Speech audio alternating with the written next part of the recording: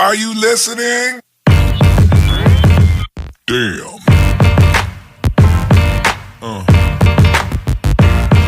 Yeah. Yeah. Another episode of Trash Talk here. TJ O'Connor with Damian Hill, as always, sitting down with Thomas Vievering to discuss his upcoming fight May 18th in Detroit Lakes. How you doing tonight, Thomas? Good. Yourself? I'm doing pretty good. A little introduction here. What I'd like to do first is just to give the fans who might not know who you are a little background. Why don't you tell us where you're from, what gym you train at?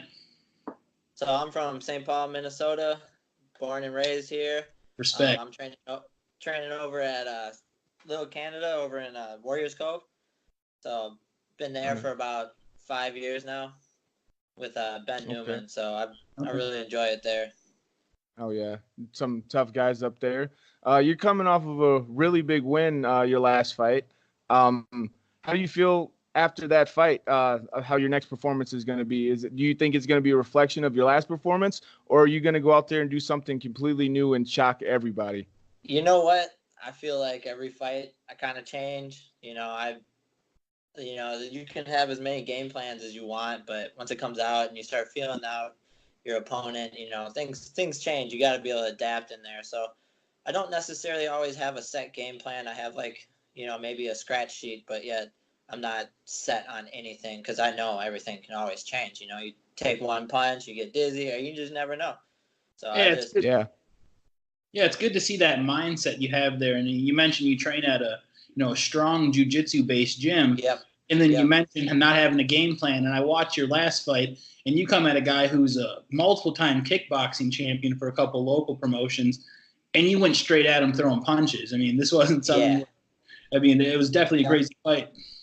Yeah, it was. I think I caught him off guard, coming out with the takedown right away. So I don't think he was expecting it. He was a very game opponent. I really appreciate all of my opponents. I'm not that person I don't need to talk trash. I don't need to have that, that atmosphere with that. So I keep respect. And yeah, he was a tough opponent.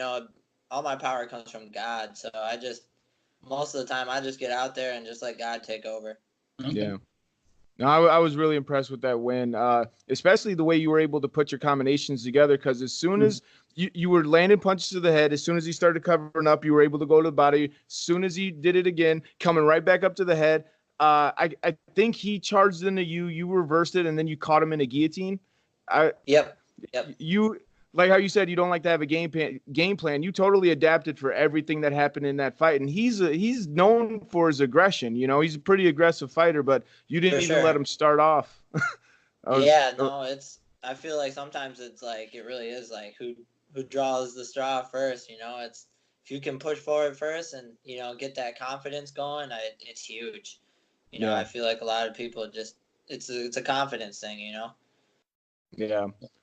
And you mentioned the confidence. As far as the typical amateur career, you kind of went backwards with it, little Benjamin Button style. You started out your career 3 straight LFA fights, and then started fighting for the local promotions. Yeah. What did that do for your confidence? Getting that experience, getting those nerves out of the way. It was much different coming into the Austin card. I was like, wow, because it's a much smaller stage, My first fight was LFA, their first time that they even did a fight in the ballroom. I think they're back to the showroom now. But it was crazy. I mean, I sold a bunch of tickets. I got 10 kids in my family, so there's so many people there, and I actually I don't care if people are there. I kind of like not having that many people there because I feel like I can let the dog out a little bit more. It's just I have more of a, I don't know, aggression maybe in a way. Yeah, I think I understand what you're saying. I don't like to put words in people's mouths, but you have to be a little, that your mom's there watching. You don't want, or mom or dad or something, you don't necessarily want them to see that killer side of you. So you fight a little bit more reserved. Exactly. When nobody's there, you're like, all right, I'm going out.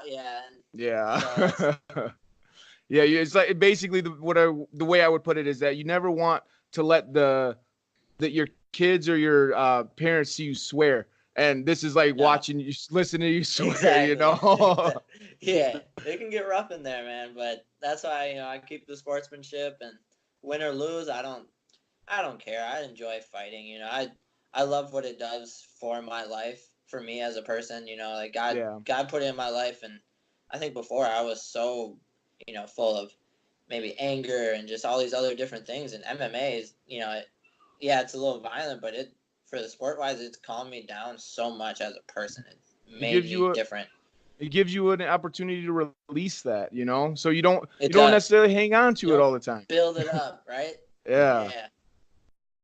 No, I definitely like your mindset. I was able to talk with you, and we were actually in the same locker room. I was warming up one of my guys, and I knew your stand-up was going to be good the second you demonstrated a punch. It's like you were just demonstrating a jab, and you pumped out your jab twice, but you took 2 steps to the outside of my foot. I'm like, that's some. Even when you're demonstrating, you're thinking of that stuff. It just comes natural. I think. No, you have to. I always look at people and like I'm always trying stuff on different people. You're walking around, you're at home, and you're like, it's like hard not to. I'm like putting my hands up, like, oh wait, I don't know what to do with my hands. I better put them down. So a little bit more on the personal note.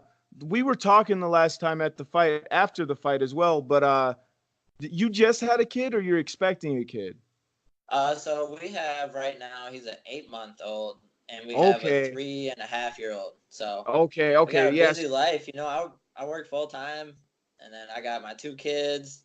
I got the fight career and everything, and still making time for my family. Like it's a busy life, but it's the life I need to keep me out of trouble. Yeah, I can nothing but respect for that. We support families over at Trash Talk, and TJ's a family man himself, so. It brings a different perspective. It really does. How you look at it, how I fight, like I go out there and like I got my family to come home to, like that's my motivation. Like you're trying to, if you're gonna hurt me, I gotta go home to my family hurt. So there's no way that I want that to happen. So I don't necessarily want to hurt the other person, but I want to win. Yeah. But it is a fight, and it's gonna happen in the course of battle. But like you said, you go into it with the best of intentions at least. Right. Keeping it onward here. We got upcoming fight May 18th. We're just 2 weeks out from the fight here. How are you feeling? Everything. How's camp been going leading up to this one? Camp was great. I had a real good camp. Just really kind of chill pushing it. Always I'm not that person who like overdoes anything. I make it to my fights. I want to fight. Like I don't push it where I'm like I'm getting hurt. Like I listen to my body as much as I listen to your mind. Like you have to listen to your body. Otherwise you push it too hard, and you don't. I feel like too you kind of hit like a writer's block in a way. Like if you train all the time, you don't have different creativity in there. I feel like you can't like think of anything new if you're doing it all the time. Yeah. So I feel real good. The camp's been good, and all the support from all the Warrior Cove is great. So. Yeah. Oh, well, is there any teammates or sponsors you'd like to shout out before we wrap it up? Yeah. Definitely shout out to Antez Howard, main sparring partner throughout this whole fight camp. He shows up to every night, even if it's just me and him at sparring, and he comes out there and he's 2-0 for the kickboxing now. He just had a fight in Savage, and he's looking really good, and he's really just working hard at it. And it's good to see that. There's not too many people that push as hard as he is out of fight camp. He's not in fight camp right now, and he's still grinding and still trying to get better. He'll be in the cage sometime this year, so I'm looking forward to that. Oh yeah.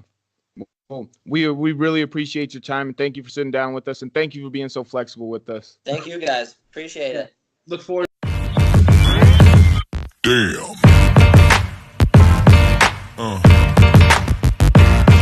Yeah.